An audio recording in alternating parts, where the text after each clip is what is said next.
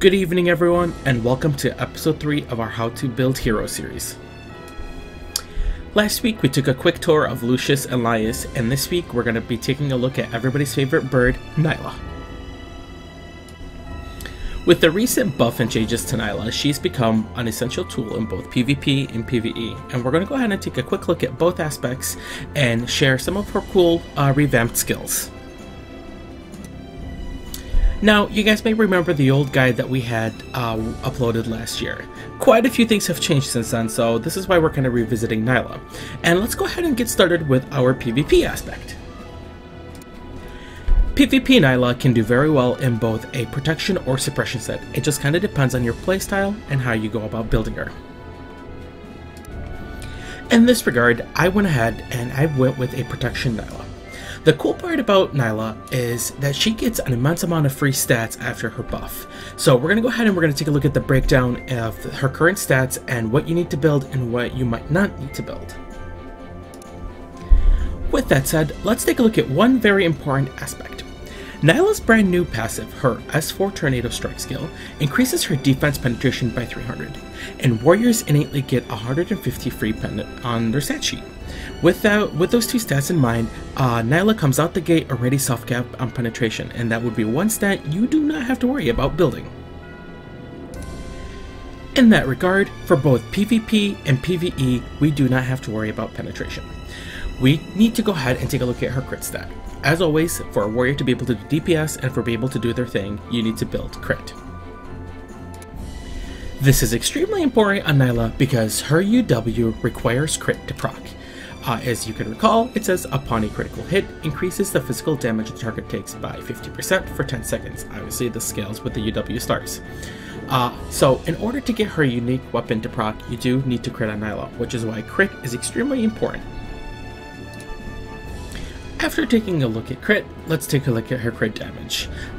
For Naila to be able to properly DPS and turn out some decent numbers, you always want to have crit damage on her. I aimed for around 150%. It does not hurt to go as high as 200 if it's within your capabilities. Outside of that, another very important stat for Naila is attack speed. A lot of her procs and a lot of her auto attacks do a lot of DPS, and thus the faster she is, the better she's going to do. Looking at a self-cap attack speed is very good on Naila, and anything above and beyond that comes through the way of buffs is just icing on the cake. Naila has mildly long cooldowns and high cost skills, so having MP per attack is definitely a smart way to go. In terms for PvP, you always want to make sure that you self-cap your P-crit resistance and your M-crit resistance. For PvE, those two stats are absolutely not needed, and you can put those both into crit damage, attack speed, or even simply attack. Now let's have a quick conversation about her UTs. Naila's UTs also got revamped, and with that in mind, a lot of them have actually become very good. For PvP, my absolute recommendation is definitely UT2. It makes her second skill effects irremovable and heals her max HP. While UT2 can still be used in PvE, I recommend UT3 for PvE because it reduces the mana cost by 1 and increases the DPS that her skill 3 does. I do not recommend UT4 any longer, considering the change. However, it is still decent to take into Guild War.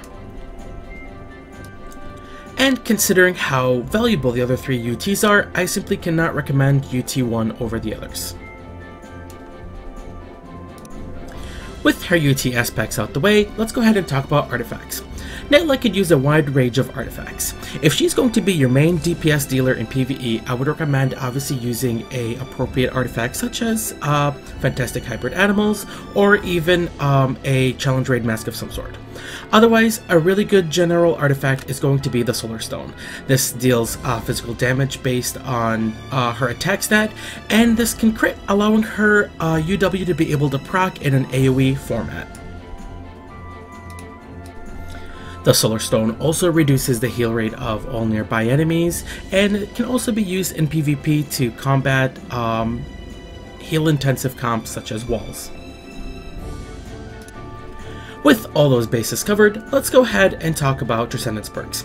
For PvE, I always recommend the T1 Attack perk and T1 Monster Hunting perk. On Naila herself, I would recommend taking Tactical Foresight because it increases her dodge rate by 200. And as you can tell, when Naila or team members dodge, they receive a crit damage boost due to her skill 2. If you need the extra stats, Blood Wrath is never a bad idea. And if you are facing a lot of little tiny mobs, Warlike is always a solid option. If you run a physical comp, having S1 Dark never hurts because it increases the physical damage a target takes. It is always a good idea to take S2 Dark. This would allow the crit damage effect to boost up to 20 stacks. And finally, always take Tornado Strike Light, which is her S4 Light, because that increases the damage of her normal attacks by 25%, and it reduces all her cooldowns by 2 seconds.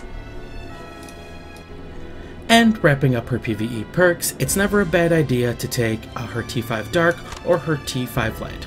Always adjust as needed to the content you're running. For PvP, we have a very similar setup. T1 Attack. I'd like to take the crit resist up, however, if you don't need the crit resist, HP is always a solid idea. It's always a good idea to take Tactical Foresight for the dodge and the reduced damage, and Blood Wrath for the increased lifesteal and attack speed. For T3 perks, you can always go ahead and shuffle as needed, but it is always a good idea to take Wind Reading Light, which increases the mana cost by 1, but it dispels positive effects from all enemies.